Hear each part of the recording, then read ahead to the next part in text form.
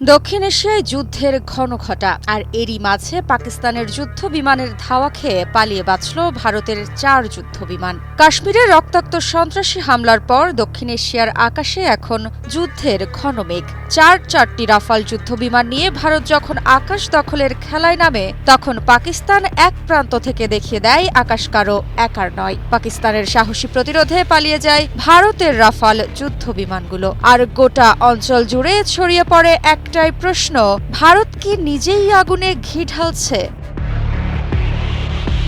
জম্মু ও কাশ্মীরের পেহেলগামে সাম্প্রতিক সন্ত্রাসী হামলার পর ভারত ও পাকিস্তানের মধ্যে উত্তেজনা কার্যত চরমে পৌঁছেছে এবং এই উত্তেজনার সামরিক সংঘাতে রূপ নেওয়ার আশঙ্কা ক্রমেই বাড়ছে। ৩০ মার্চ কাশ্মীরের আকাশে রীতিমতো উত্তেজনার ঝড় বয়ে যায়। পাকিস্তানের প্রতিরক্ষা সূত্র জানিয়েছে, ভারতের 4টি রাফাল যুদ্ধ বিমান নিয়ন্ত্রণ রেখার কাছাকাছি টহল দিচ্ছিল। পাকিস্তান বিমান বাহিনীর তাৎক্ষণিক প্রতিক্রিয়ায় কোনো সংঘর্ষ না ঘটলেও রাফালগুলো বাধ্য হয় সরে যেতে।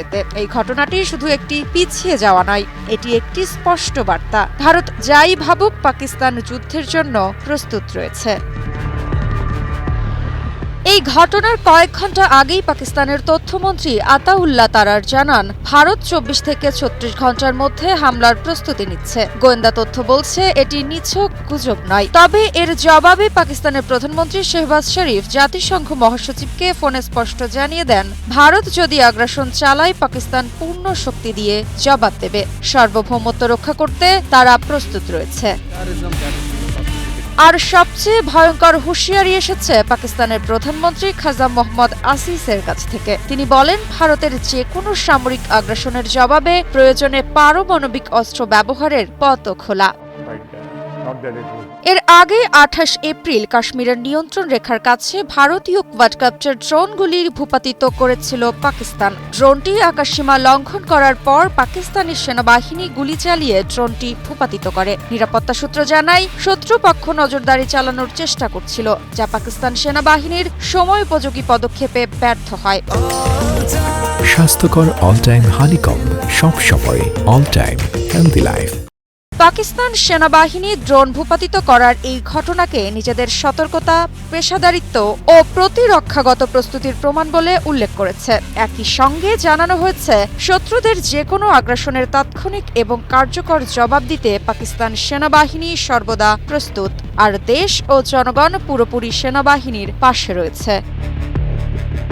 এদিকে বিশ্লেষকরা বলছেন, দক্ষিণ এশিয়ায় ভারত আবার সেই পুরনো আগ্রাসী খেলায় নেমেছে। কূটনীতি নয়, গোলা বারুদ দিয়ে আধিপত্য প্রতিষ্ঠার চেষ্টা করছে তারা। কিন্তু ভুলে গেলে চলবে না, আজকের পাকিস্তান 2019 সালের পাকিস্তান নয়। শুধু সামরিক নয়, কূটনৈতিকভাবেও এখন আরও বেশি প্রস্তুত আর বেশি দৃঢ়।